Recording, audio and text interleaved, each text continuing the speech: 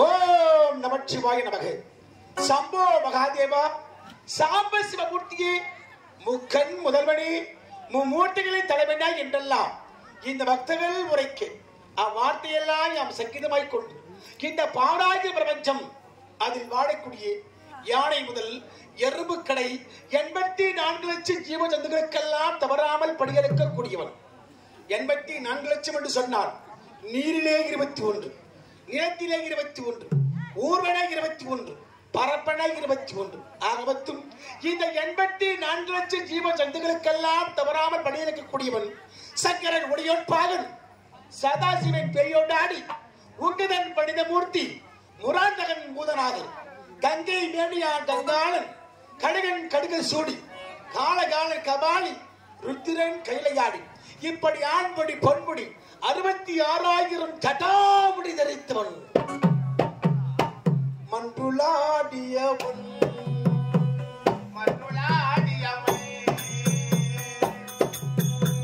மண்டுளாடியவன் ஈசன் மண்டுளாடியவன்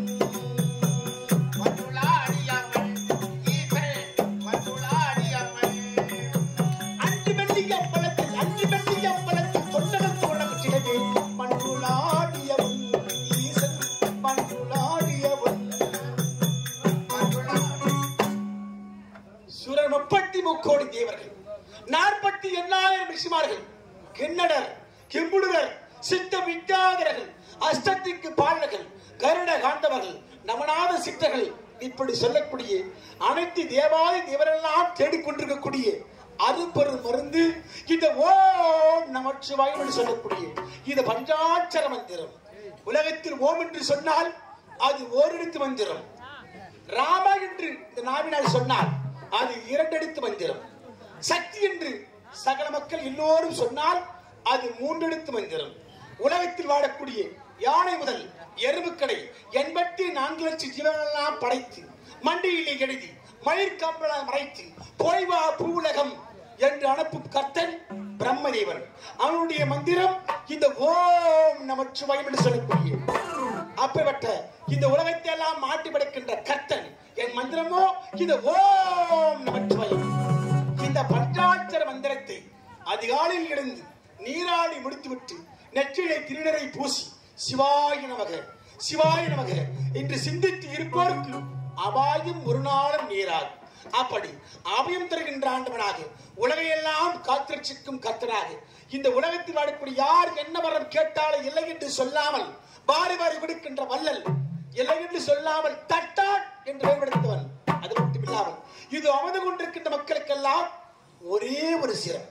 ஆனால் இந்த உலகத்தில் 2 சிரம் படைத்தவன் யார்? அவன்தான் அக்னி தேவன். 3 சிரம் படைத்தவன் யார்?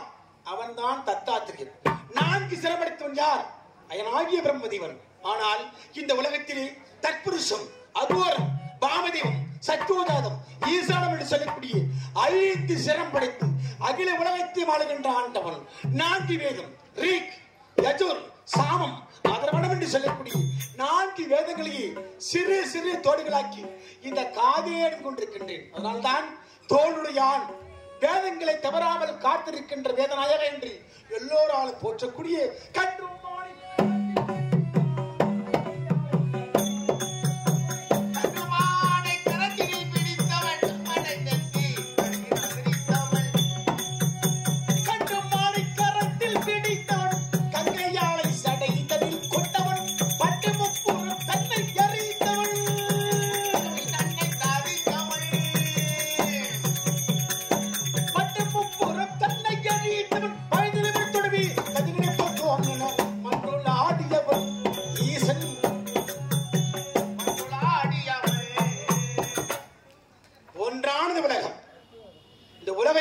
மக்களுக்கெல்லாம் உலகம் என்று சொன்னால் ஒரே ஒரு உலகம்.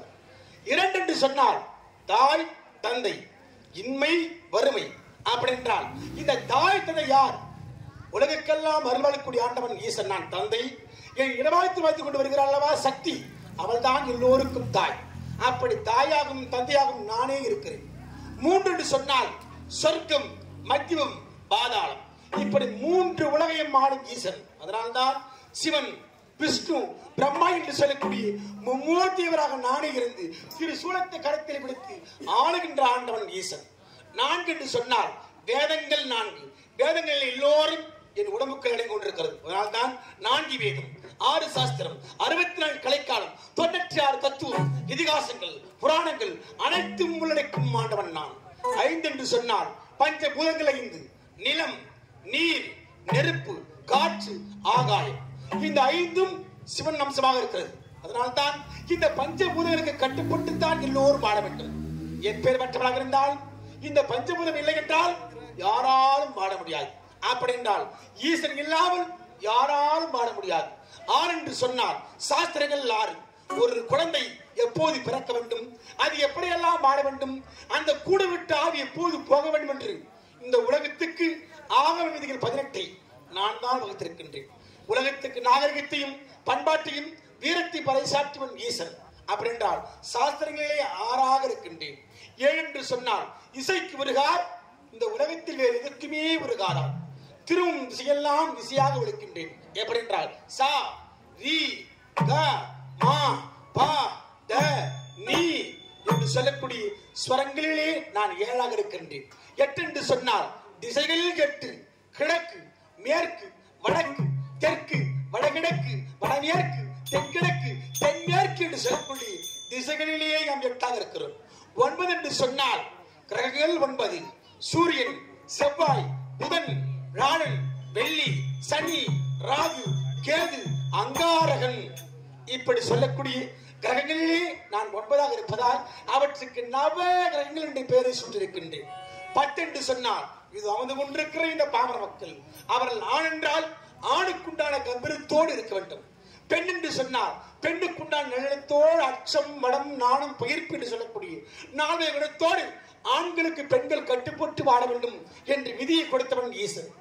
அப்படி இந்த உலகையெல்லாம் கட்டி கற்கின்ற ஆண்டவனாகப்பட்டவன் நான்.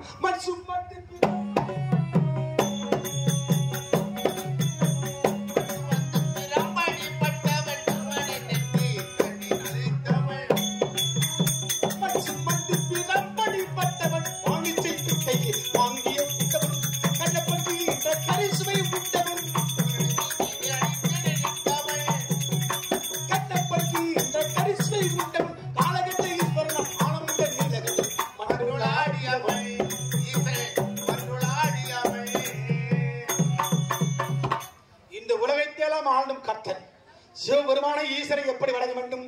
உலகெல்லாம் புலந்தோர் கரியவன், நிலவலாம் நீர்வள வேணியன், அழகில் சோதியில் அம்பலத்தில் ஆடுவான், அவன் மலர் சிலம்படி எல்லா மக்களும் வாழ்த்து வணங்க வேண்டும் என்று வாழ்த்து வண்ணமாக இந்த உலகமெல்லாம் என்னை போற்றுக் கொண்டிருக்கிறது.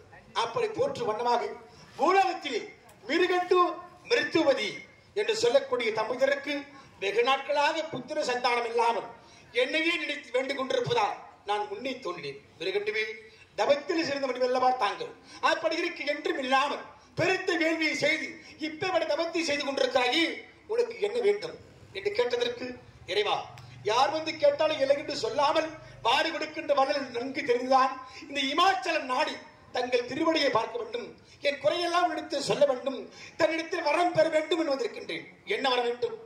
எனக்கு பிறகு என் பெயரை சொல்ல. ஏனென்றால் கோதானம், பூதானம், வஸ்திரதானம் எத்தனை தானம் செய்தாலும் இந்த உலகத்திலே புத்திரதானம் இல்லாமல் ஒரு மனிதனால் வாழவே கூடாது. குழந்தை பாக்கியம் இல்லாமல் இங்கு யாரும் வாழக்கூடாது. அப்படி என்றால் உனக்கு என்ன குழந்தை வேண்டும்? இந்த உலகத்தில் 2 விதமான குழந்தைகள் இருக்கிறார்கள். 2 சுவாமி, 2 குழந்தைக்கும் என்ன வித்தியாசம் இருக்கிறது? முதல் பிள்ளை இருக்கின்றானே, அவன் 100 வயது வரை உன்னோடு இருப்பான். ஆனா அறிவற்ற பிள்ளை, அரக்க தன்மையோடு இருப்பான். அந்த பிள்ளை உனக்கு வேண்டுமா? அல்லது 16 ஆண்டு காலம் தான் இந்த பூலோகத்தில் வாழ்வான், அவன் அறிவுள்ள பிள்ளை, 4 வேதம், 6 சாஸ்திரம், 64 கலைக்கணம் கற்றுணர்ந்து எப்போது பார்த்தால் என் திருவடியை போற்றிக் கொண்டிருப்பான், அந்த பிள்ளை உனக்கு வேண்டுமா என்று கேட்டவுடனே சற்று மூளைக்கு வேலை கொடுத்து, இறைவனே வாழும் காலம் குறைந்த காலமாக இருந்தாலும் தங்கள் நாமத்தை சொல்லக்கூடிய அந்த 16 ஆண்டுகள் வாழக்கூடிய குழந்தைகளுக்கு தாருங்கள் என்று மிருகண்டு கேட்டிருக்கிறார். நமக்கு எது ஆண்டவர் கொடுக்கிறாரோ அது போதும் நினைக்கணும். இதை கொடுத்த வாடிக்கலாமா, அதை கொடுத்து எடுத்துக்கலாமா, அலையவே கூடாது. போதும் என்று சொல்லி பொருத்தமானது. அப்படி கேட்டபடி என்னுடைய அருளால் மிருகண்டு விற்கும் மிருத்துவதிக்கு சேர்ந்து பிறந்த குழந்தைக்கு பேர் மார்க்கண்டேயன். அந்த மார்க்கண்டேயன் பிறந்து தவழ்ந்து ஆளாகி பாடசாலைக்கு சென்று அனைத்து கலைகளும் மேலும் இருந்தார். ஆனால் நான் கொடுத்த வரத்தின் பிரகாரம் 16 ஆண்டுகாலம் மட்டும்தான் இந்த பூவுலகில் நிலைத்து வாழ்வான். அவன் சாகும் காலம், அவன் இறக்கும் நேரம் வந்துவிட்டது. 16 ஆண்டு காலம் கடைசி நாள் வந்துவிட்டது. தன் பிள்ளை இன்றோடு இறக்கத்தான் போகிறான் என்று தாய்க்கும் தந்தைக்கு நன்றாக தெரியும். அப்படி தாய்க்கும் தந்தைக்கு நன்றாக தெரிந்து மகளை நினைத்து இருவரும் எழுது கொண்டிருந்தார்கள். பாடசாலைக்கு சென்ற வயதில் ஓடி வருகிறான். அப்பா, அம்மா, எப்போது பார்த்தால் உங்களுடைய வதனம் தாமரைப்பு எப்படி மலர்ந்திருக்குமோ அதுபோல் சிரித்து முகத்தோடு இருக்க வேண்டிய உங்களுடைய முகம் என்று வாடி கருகரித்து அழுது கண்ணீரோடு இருக்கிறாயி, என்னமா ஆயிற்று உனக்கு கேட்டான். மகனே, நீ இன்றோடு இறக்க போகிறாய். எப்படி அம்மா? ஆண்டு கொடுத்த அல்லால் நீ தோன்றியவன். உனக்கு ஆயுட்காலம் 16 ஆண்டு காலம் தான். நீ இன்றோடு இறக்க போகிறாய். இப்பேற்பட்ட மைந்தனை எப்படி பிரிந்து வாழ்வது என்று தெரியாமல் தான் நாங்கள் இருவரும் எழுதி கொண்டிருக்கிறோம். சரி தாய், ஈசன் கொடுத்த வாக்கு பொய்யாக வேண்டாம்.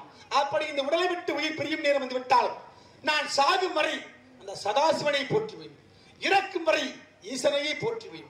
அப்படி என்றால் மடியும் மகனும் அந்த மகேஸ்வரன் பாதத்தை பணிவேன் என்று நேராக சென்றான். திருக்கடையூர் என்று சொல்லக்கூடிய புண்ணியதலத்துக்குள்ளே சென்றான். நான் அங்கே உலக மக்களுக்கெல்லாம் அமிர்தலிங்கமாக விற்றிருந்தேன். உள்ளே சென்ற மார்க்கெட்டிங் அமிர்தலிங்கத்தை சேர்த்து இருக்க அழைத்து சிவதவத்திலே வந்து விட்டான் மார்க்கெட்டிங். இது அறியாமல் யமதர்மன் ஓடி வருகிறான். ஏனென்றால் யாரார் உயிரை எப்போது கவர வேண்டும் என்று நான் தான் அவனுக்கு கட்டளையிட்டிருக்கின்றேன். அவன் கடத்திருக்கின்ற கயிறு பாச கயிறு.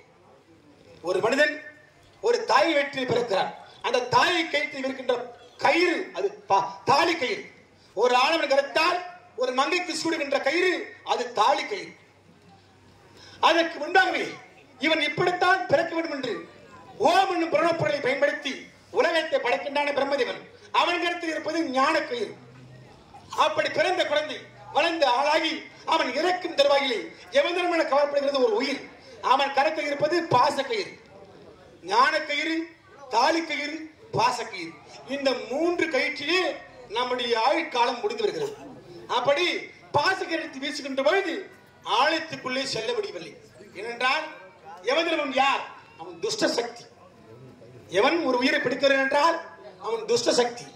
ஆழத்தில் இருப்பது நான் அல்லவா? அதனால் என்னுடைய மகிமை தெரியாமல் 2வது முறையாக என் மீதே சத்தியத்தை செய்து இறைவனே இன்று இந்த மார்க்கெட்டின் உயிரை பிடிக்கணும் என்று ஓம் நமச்சிவாய என்று எடுத்து வீசினான் பாசக்கயிறு. அப்படி பாசக்கயிறு வீசிய உடனே சிவலிங்கத்தோடு இறுக்கிவிட்டு உடனே கோபம் பிறந்து கண்கள் சிவந்து 12 வெடித்தேன். ஈசன் எடுத்து அவன் காலால் உதைத்தேன். இந்த காலால் உதைத்த உடனே அந்த யமதர்மன் மரண மூழ்காகி கீழே விழுந்து விட்டான். எவன் இறந்து விட்டால் இந்த உலகத்து உயிர்கள் அதிகரித்து விடும். அவன் மீண்டும் எழுவதற்கு 18 நாழிகை ஆகிவிட்டது. அந்த 18 நாழிகைக்குள்ளாகவே ஒரு நாளைக்கு ஒரு அக்ரூணி சேனையாக 18 அக்ரூணி பூமி சேனை உருவாகிவிட்டது. பார்த்தான் மார்க்கெட்டிங். அப்பா, உனக்கு 16 ஆண்டுகள் முடிவடைந்தால் தானே மரணம். நீ என்றும் 16ஆகவே இருக்க வேண்டும் என்று இந்த ஈசன் மார்க்கெட்டிங் கருள் புரிந்தேன். அப்படி உலகத்தை எல்லாம் ஆடக்கூடிய மக்களுடைய உயிரெல்லாம் பிறக்கக்கூடிய இந்த காலனியை இந்த காலால் உதைத்தேன். அழகிலே சிறந்தவன் மன்மதன். மன்மதனை இந்த கண்ணால் எரித்தேன். ரிஷவம் என்று சொல்லக்கூடிய காலை வாகனத்தை விதமாகக்கூடியவன் அர்த்தநாரி பிறவாளன் பேராளன் உமா மகேஸ்வரன். இந்த கைலிங்கின் மலையிலே வேலவன் விநாயகன் விளையாட பார்வதி சமேதனாக பரம கடவுளாக உலகெல்லாம் காட்சி கொடுக்கின்ற ஆண்டவன் ஈசன். அதனால் நான் வந்து வெகு நேரமாகிறேன். உலகத்தில் வாழக்கூடிய மக்கள்லாம் எப்போது ஆண்டவன் வருவார் வருவார் என்று எனக்காக காத்துக் கொண்டிருக்கிறார். அதனால் மனைவியை பார்க்க வேண்டும். சில வார்த்தைகள் பேசிய பிறகு உலகத்தில் வாழக்கூடிய மக்களுக்கெல்லாம் நான் படியளக்க வேண்டும் அல்லவா? மனைவியை பார்ப்போம். உமா